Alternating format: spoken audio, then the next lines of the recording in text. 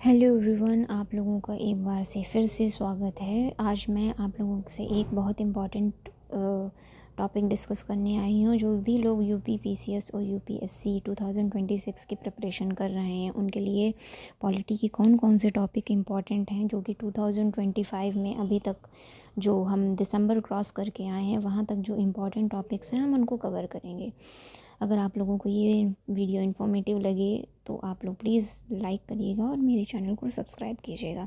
तो हम आगे डिस्कस करते हैं कि हमारी इंडियन पॉलिटी के कौन कौन से टॉपिक्स थे जो कि हमें 2026 में ज़रूर से ज़रूर प्रिपेयर करने हैं, क्योंकि वो न्यूज़ में बहुत ही ज़्यादा थे और उन्हें हमें बहुत ज़्यादा चांसेस हैं कि वो हमें एग्ज़ाम में क्वेश्चन उनसे मिलेगा ही मिलेगा। और यहाँ तक कि हमें 2026 के एग्ज़ाम के बाद जो इंटरव्यू होगा, हमारी आगे जो मेंस के क्वेश्चंस होंगे, उनमें भी इससे रिलेटेड क्वेश्चन पूछने के जो पूरे पूरे चांसेस हैं। जैसे कि रोल ऑफ गवर्नमेंट, उनकी डिस्क्रिशनरी पावर क्या होती है, क्योंकि हमें पता है कि सेंट्रल स्टेट में जहाँ जहाँ पे भी अपोजिशन की दूसरी पार्टी होती है तो वहाँ वहाँ पे सेंटर गवर्नर और सेंट्रल गवर्नमेंट के बीच में रस्साकशी बची रहती है।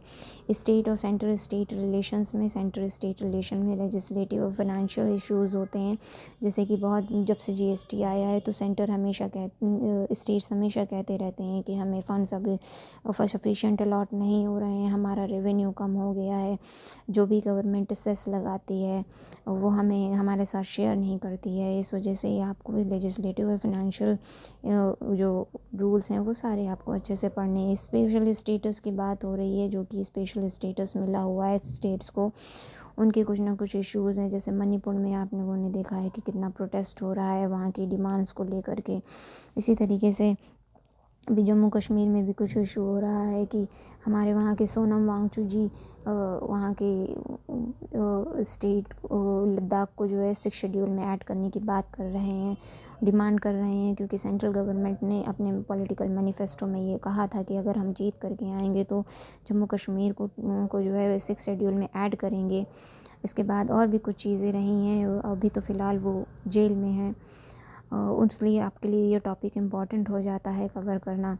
इमरजेंसी प्रोविज़न्स, उसके मैकेनिज़्म के बारे में आपको ज़रूर पता होना चाहिए कि किस कंडीशन में फ़ाइनेंशियल कंडीशन इमरजेंसी लगेगी, किस कंडीशन में प्रेसिडेंट इमरजेंसी लगाएगा, प्रेसिडेंट रूल लगेगा, किस कंडीशन में नेशनल इमरजेंसी लगती है।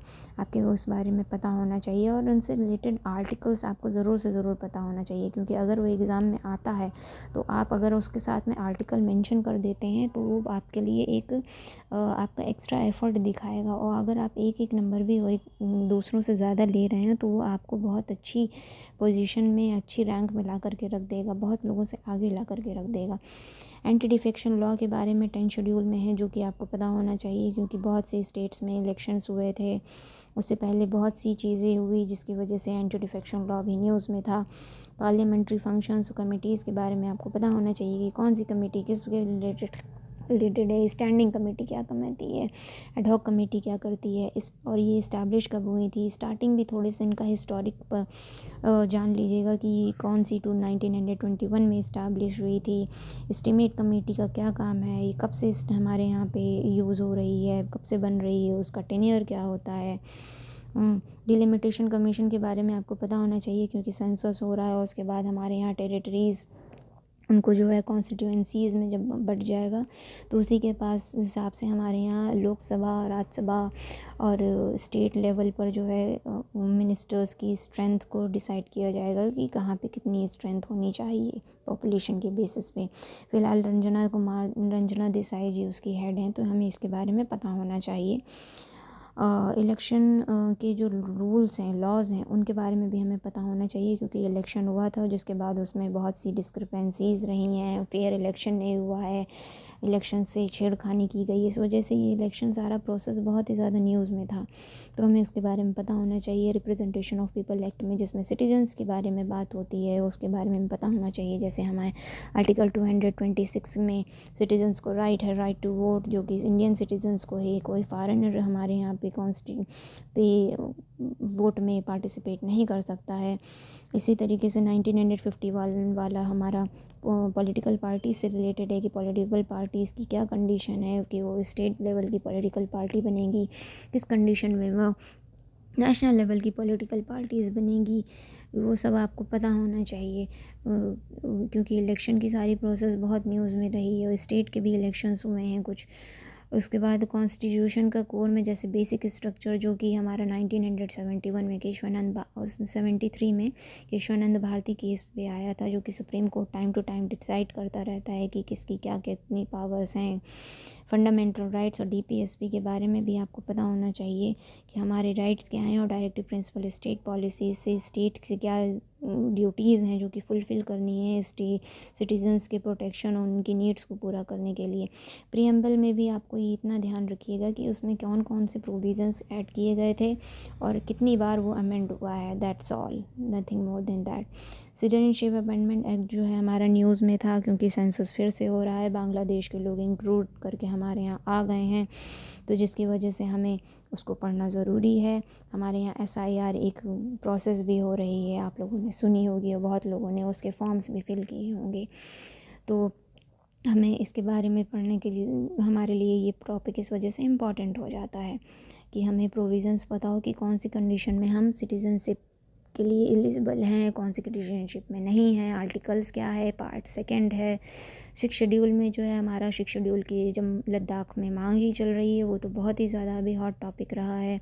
सोनम वांगचुक जी जेल में हैं इस वजह से, और अभी भी वहाँ पे प्रोटेस्ट होते रहते हैं। तो आप लोगों को ये ज़रूर पता होना चाहिए और कि सिक्स शेड्यूल में क्या क्या कंडीशन है, कौन कौन से स्टेट्स हैं, क्या क्या पावर्स होती है, वहाँ की ट्राइबल काउंसिल्स जो होती हैं उनके बारे में भी आपको थोड़ी सी नॉलेज ज़रूर होनी चाहिए। क्योंकि अगर मेंस में भी आ जाता है क्वेश्चन, तो आपके पास में उसका इंट्रो लिखने के लिए और क्वेश्चन के अकॉर्डिंग एक जस्टिफाइड आंसर देने के लिए आपके पास मटेरियल होना चाहिए। कंज्यूमर राइट्स के बारे में भी आपको पता होना चाहिए, क्योंकि फूड एडल्ट्रेशन के केसेस बहुत आ रहे हैं।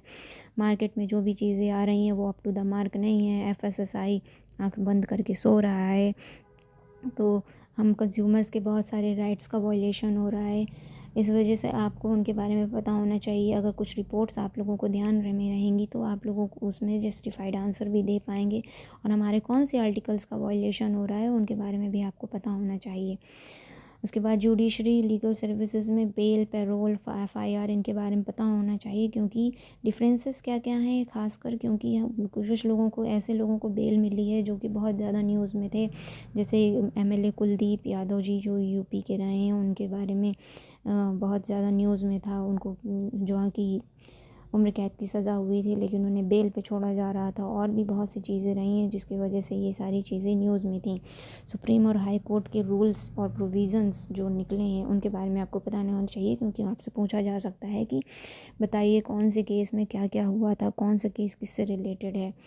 तो आपको अगर थोड़ा सा आपको आइडिया रहेगा तो वो आप अगर आंसर राइटिंग में या इंटरव्यू तक अगर आप जा कर के वहाँ आप जस्टिफाइड आंसर देंगे, उसको एज ए एग्ज़ाम्पल कोड कर देंगे, तो वो आपका बहुत ही वैल्यू एडिशन का काम करेगा।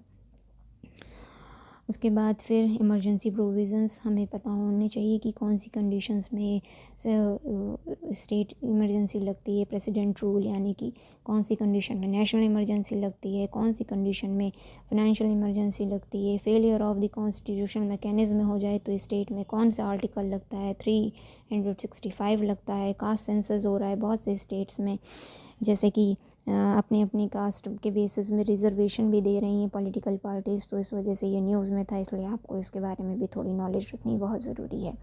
सेंट्रल स्टेट रिलेशंस जो कि जनरली न्यूज़ में होते ही हैं, तो आपको ध्यान रखने की ज़रूरत है।